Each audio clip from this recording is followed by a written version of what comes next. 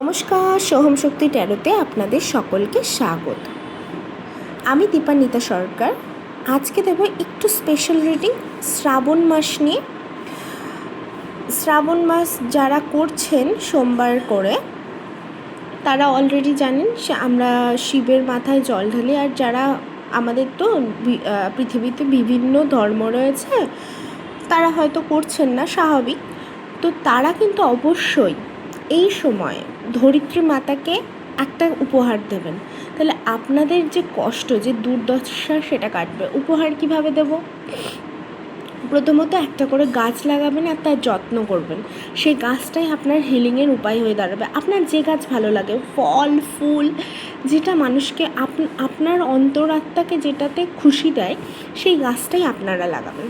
প্রথমত দুদিন মাতে মুন আছে, ফুল মুন মানে পূর্ণিমা আছে, চাঁদের আলোর নিচে দাঁড়াবেন। এই যে দোনোমনো ব্যাপারটা না, ধীরে ধীরে কেটে যাবে।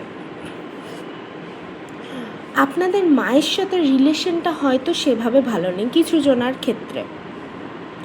সবসময় একটা কনফিউজ হওয়ার এনার্জি আপনাদের মধ্যে কাজ করছে, কিছুতেই ঠিক হতে পারছেন না।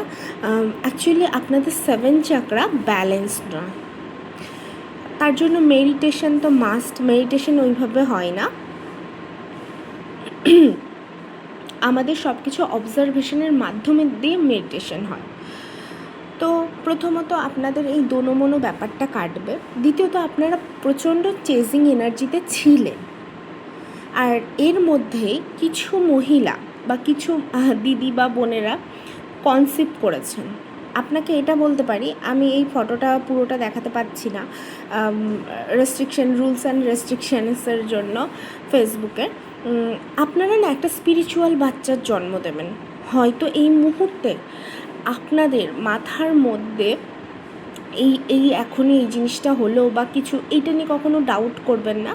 এই বাচ্চাটা আপনাদের যে কি বলবো, পারিবারিক যে ট্রমা, মানে যেটাকে যদি বলি ভয় বেদনা, যেটা আপনারা পেয়ে এসছেন, এই বাচ্চাটাই আপনাদের থ্রু এটা ব্রেক করবে। শরীর হয়তো ভীষণ খারাপ, মানে যেটা নর্মাল প্রেগন্যান্সিতে হয় না অতটা। সব প্রেগন্যান্সি জানিয়ে ভীষণ, কারণ প্রত্যেকটা শিশুই আমাদের কাছে পবিত্র, ফুলের সমান। কিন্তু যারা স্পিরিচুয়াল জার্নিতে থাকে তাদের মায়েদের কিন্তু অবস্থা ভীষণ খারাপ হয়। যখন জন্ম দেওয়া হয় সেই বাচ্চাটাকে, তাদের মড়ো অবস্থা হতে পারে। তাই বলে আপনি কিন্তু মানে ভয় পাবেন না। আপনি ভাবুন, আপনি একটা স্পিরিচুয়াল বাচ্চাকে জন্ম দেবেন। স্পিরিচুয়াল মানে কোনো ধর্মভিত্তিক নয়, কিন্তু সে আধ্যাত্মিক হবে। আধ্যাত্মিকতা মানে কোনো ধর্মভিত্তিক না।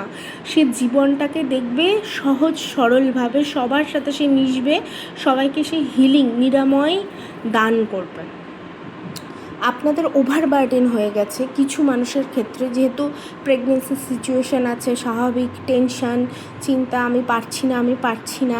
আর কিছু মানুষের কালেকটিভ লেভেলেই মানে এরকম চাপটা যাচ্ছে, যেহেতু ফুল মুন আসছে, পার্জিং খুব হচ্ছে। আমারও হচ্ছে, আমিও কাঁদছি প্রচণ্ড, সবার হচ্ছে। পার্জিং বলতে কি বলি বলুন তো, পুরনো ঘটনা, সেই ছোটোবেলায় হয়তো কেউ আমাকে আমের আচার দেয়নি, সেটা আমার মনে পড়ে কান্না পাচ্ছে। মানে এইরকম ব্যাপার হয় না, কিছু কিছু সময় দেখবেন হঠাৎ কোনো কিছু একটা মনে পড়ে গেল, যেটা আপনার দূর তক কোনো দিন মনেই ছিল না, হঠাৎ মনে পড়ে আপনার বাস্ট হচ্ছে। ওটাকেই পার্জিং, কাইন্ড অফ পার্জিং বলে।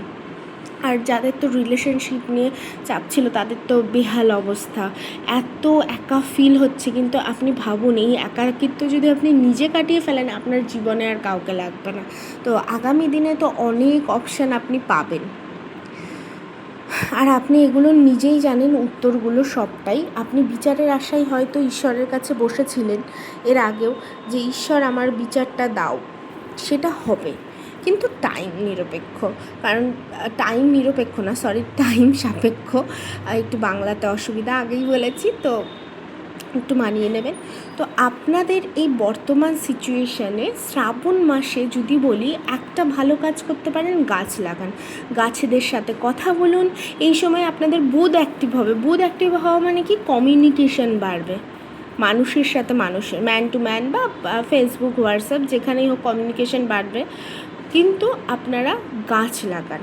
আমরা তো গাছ সব কেটে দিচ্ছি, ধরিত্রী মাতাকে অসুস্থ করে দিচ্ছি, ওই জন্য আমাদের এনার্জি এত লোতে যায়।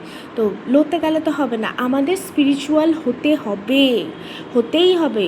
মানে আমাদের সবার ভেতরে না এই 7 চাকরা রয়েছে। এটা কোনো মানে আমি যদি বলি পার্টিকুলার ধর্মনিরপেক্ষ না, আপনি যদি সার্চ করেন, গুগলে সার্চ করলেই আপনি দেখতে পাবেন প্রত্যেকটা মানুষের 7 চাকরা থাকে। রামধনু ইকুয়ালস টু মানুষ, আমি যদি বোঝাতে চাই একদম ইজি টেকনিকে। তো ওই 7 চাকরাকে আমাদের ব্যালেন্স করতে হবে, আমরা প্রত্যেকটা মানুষ এটা করতে পারি। তাহলে জীবনে কোনো দুঃখ থাকবে না, কোনো কষ্ট থাকবে না। আর এই যে ভাতের যে লড়াই, দুমুঠো ভাতের লড়াই, কাজ পাচ্ছি না, আমরা ভীষণ হতাশ না? বা ইন্ডিয়া বলুন, বাংলাদেশ বলুন, এইখানে পরিস্থিতি খুব খারাপ, কাজ পাওয়া যাচ্ছে না সেভাবে, মানে মনোপ্রত হচ্ছে না কাজ পেলেও। তো এই জিনিসগুলো না আর হবে না, আপনি নিজেই একজন জ্ঞানের সম্ভার হবেন, নিজের মধ্যে সেই আত্মবিশ্বাসটা খুঁজে পাবেন। তো তার জন্য একটু ধরিত্রী মাতাকেও হেল্প করতে হবে, তার এনার্জি আপ হলে আমাদের এনার্জিও আপ হবে, তাই না? রিডিংটা অবশ্যই রেজোনেট হয়ে থাকলে প্লিজ লাইক, শেয়ার আর ক্লেম করতে ভুলবেন না। Thank you universe. আর যাদের সাথে মিলছে না হয়তো অন্য রিডারের রিডিংয়ে মিলবে, অবশ্যই ভালো থাকবেন।